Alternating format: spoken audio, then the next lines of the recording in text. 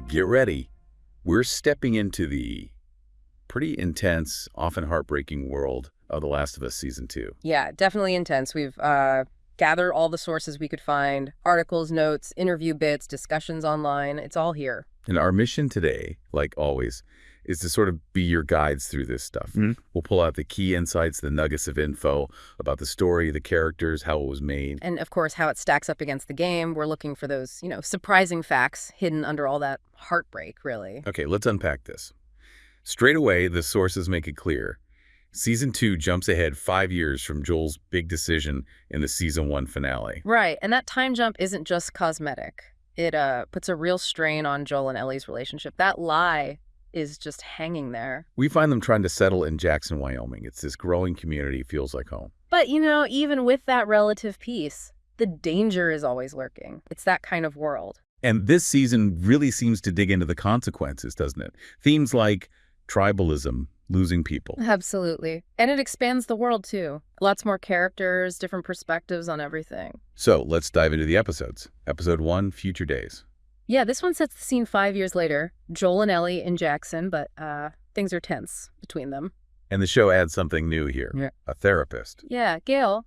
Joel talks to her. It's a show-only thing, gives us a window into his head. He admits he's sad about Ellie, confesses saving her, but leaves out the hospital part, the murders. That's a big omission. And Gail isn't just any therapist, is she? There's history there. Right. The sources say she resents Joel because he killed her husband, Eugene. Adds another layer of tension right there in Jackson. Interesting. And the casting for them is pretty great, too. Catherine O'Hara as Gail.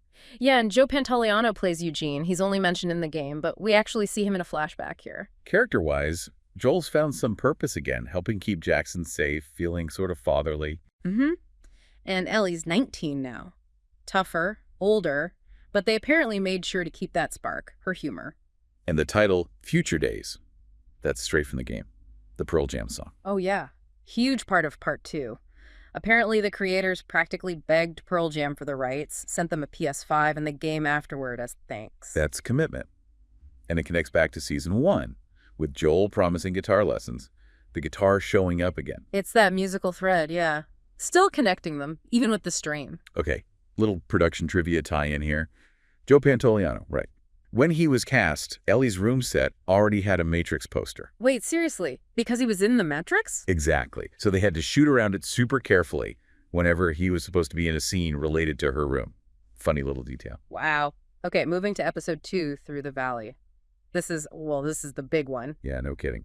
Abby's group, they're near Jackson, totally focused on getting Joel. Abby is. Anyway, some of the others, like Owen, are getting nervous about Jackson's defenses, thinking maybe they should pull back. But while scouting, Abby, she disturbs something bad. A huge horde of infected under the snow, just massive. And then the twist. Joel actually saves her from them. Only for her to reveal who she is, the daughter of the surgeon Joel killed. And then it happens. The scene from the game. Abby kills Joel with the golf club. Ellie's forced to watch. Brutal. The sources say the show didn't shy away from making it just as traumatic as it was in the game, maybe even more so visually. This is the catalyst for everything else, isn't it? Ellie's whole motivation for the season. Pretty much. The game introduces Abby a bit differently with a nightmare first, but the core event is right there on screen. You mentioned Caitlin Dever plays Abby. She apparently found filming this episode incredibly tough. I can only imagine. And yeah, that infected horde bursting from the snow, visually terrifying. Big step up in infected scale already. So after that trauma, Episode 3, The Path, picks up 3 months later. Right. And we learn Dina is pregnant. Ellie finds out Joel's killers were WLF, Washington Liberation Front, based in Seattle. She wants revenge, obviously. Tries to rally support in Jackson, reads this letter. But the town chooses safety. They won't send a group. So Ellie decides to go alone.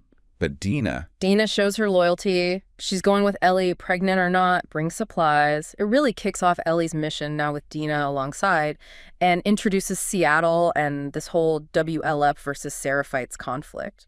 Speaking of Seattle, there's a cool game connection. The developers actually traveled to Seattle and Jackson. Yeah, to get the environments just right. Super detailed. They even got the Seattle map layout from Sucker Punch, the studio behind Infamous. Helped them design the game world early on. That's dedication. Okay, Episode 4, Day 1.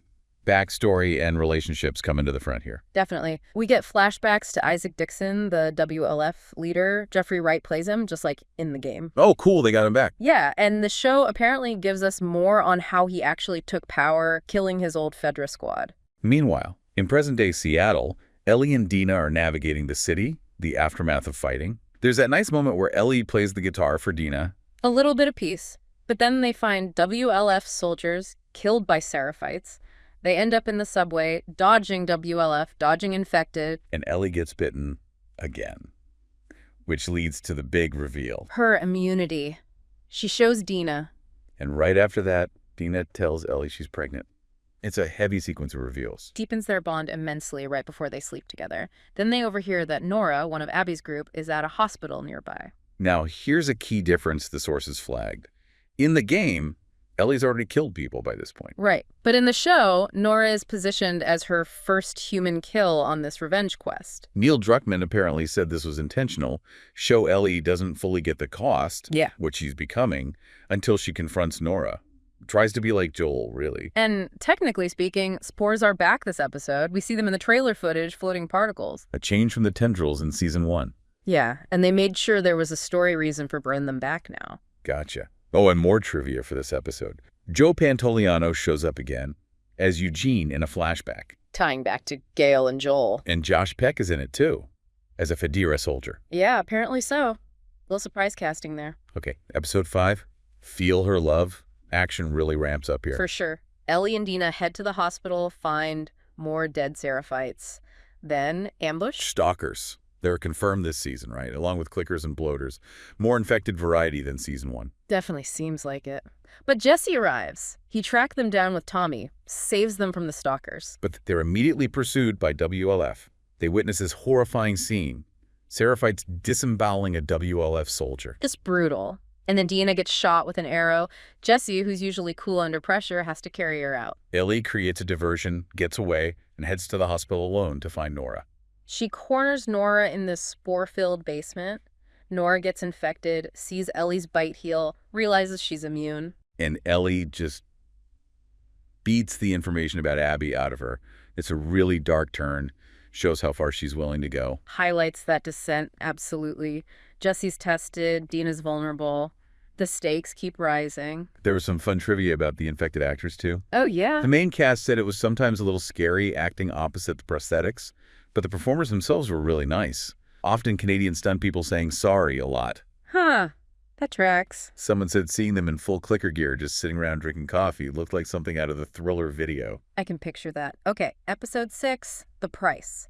This one steps back from the present-day horror for some crucial flashback. Right, focusing on Ellie's birthdays with Joel, 15 when he gives her the guitar, 16 the museum trip, 17 where things are clearly strained, and 19 on patrol. These scenes are vital. They show the relationship evolving, then fraying. We see why things were so tense in episode 1. And it's in these flashbacks we see the Eugene incident. He gets bitten. Joel promises Ellie he'll take him back, but nope.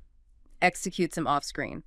Then lies to Gale, says Eugene killed himself. Which is huge, because Ellie figures out Jor lied about more than just the fireflies. And she tells Gale the truth about the hospital. That's a massive moment.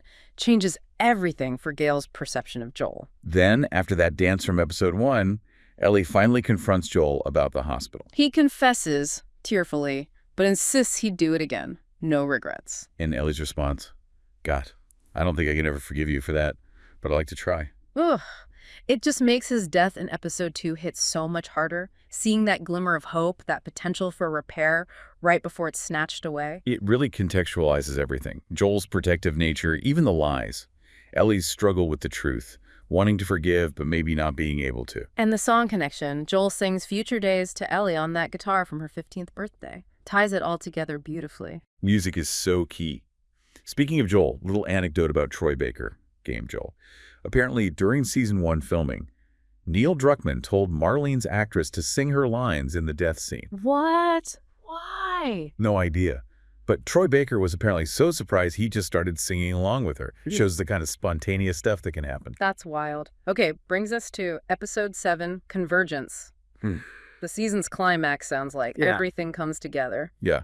Ellie gets back to Dina and Jesse, clearly messed up by what she did to Nora. Dina sees it too. She suggests they just go home, forget the revenge. But Ellie can't. They intercept a WLF radio call about a sniper. Jesse thinks it might be Tommy. So Jesse goes after the sniper lead.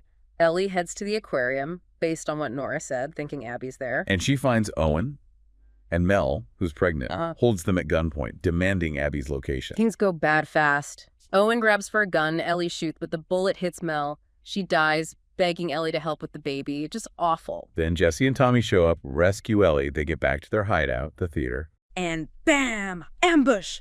Abby's there, kills Jesse instantly, shoots Tommy, holds Ellie at gunpoint, and then a gunshot. End scene. Wow. What a cliffhanger. The sources mentioned the action was really ramped up this season. Yeah, the creators said they were swinging for the fences. Big set pieces, like that Jackson attack earlier, designed to show the stakes aren't just personal anymore, they're about whole communities. And more voice actor cameos here. Seems so. Matthew Mercer, who voices a key character later in the game that points Ellie towards Abby, apparently appears. And Liam O'Brien, another game voice actor. Both were in the first game, too, in smaller roles. Yep. Nice little tradition they seem to have. And Laura Bailey, Game Abby. She also voiced multiple side characters in the first game. Troy Baker, too, voiced someone called Terrence. It's like a repertory company. That's really cool. Okay, let's pull back from the episodes for a sec. Your sources had some broader production details and game trivia, too, right? Yeah, some neat behind-the-scenes stuff. Filming was mostly Canada, Alberta, BC, near Squamish. They built a whole town set. And the cast apparently joked that if they look really cold, that's real Alberta cold. I believe it. Costume design changed hands for Season 2. Anne Foley took over. She watched a game playthrough to prep. And the costumes reflect the characters' states. Totally. Joel's look is more settled, fatherly. Ellie's is tougher, cooler colors, mimicking Joel's palette, even drawings on her Converse. What about Dina and the factions? Dina had a sort of late 90s vibe, apparently. WLF wore aged Fedra gear. Seraphites had handmade stuff, blending into nature, all designed for rough weather and aged appropriately. Foley worked really closely with prosthetics. Prosthetics lead Barry Gower returned. His team did Joel's death scene effects, used a 3D scan of Pedro Pascal. Yeah, complex stuff. They even adjusted the infected prosthetics for the cold, made them look frostbitten. Seraphite scars were made from a special paste. And that big episode 2 scene had like dozens of stunt performers, maybe 100 extras in makeup. They had an infected boot camp. Wow. Okay, switching to game trivia from the sources. Ish's name from the first game's notes? Not Moby Dick. Nope. From a book called The Earth Abides, an old post-apocalyptic sci-fi story. Interesting. And there was some weird early idea about most infected being female. Yeah, a discarded concept. Sounded potentially iffy. Maybe traces remain in some models, but sources say it's debatable looking at the actual stats. The game's accessibility features get a lot of praise in the sources. Deservedly so. Things like controller clicks for safe combos, visual cues for sounds huge for players with disabilities, really open the game up. And a funny little glitch. Ellie getting awkward if you stared at her picking up Sam's toy in the first game. Huh. Yeah, just standing there until you look away. A peek behind the animation curtain. Sources also mentioned cut content from the game showing Abby joining the WLF via Isaac, who knew her dad. Something the show seems to be exploring more. Right. And fun fact, Game Joel barely swears. Maybe once or twice, optionally. Really? Huh. On the show production side, biodegradable snow was used, and Joel was almost named Ethan. Yeah, but too close to Nathan Drake from Uncharted, so they went with Joel. And a really sweet detail connecting game and life. Ronan Williams' name is in the museum in the game because Laura Bailey, Abby's voice actress, was pregnant with him. And get this, her actual son, Ronan, was used as baby JJ in the game's farm scenes later.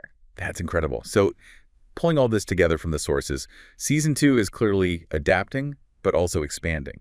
Staying true in some big moments, but adding new layers, new characters like Gale, fleshing out others like Isaac. Definitely. And the provocative thought that emerges from all this is, how does seeing this story, these characters you might know so well from the game, translate it to TV with these changes, these new details? How does that shift your understanding? Does it deepen it? Change how you see their journey in this brutal world? That's a great question to ponder. It definitely adds new dimensions. All right, that wraps up our deep dive into The Last of Us Season 2. We've covered the story beats, the characters, those production secrets, and the game connections. Thanks for exploring all this with us. Hopefully you picked up some surprising facts and maybe some new ways to think about the show. Until next time.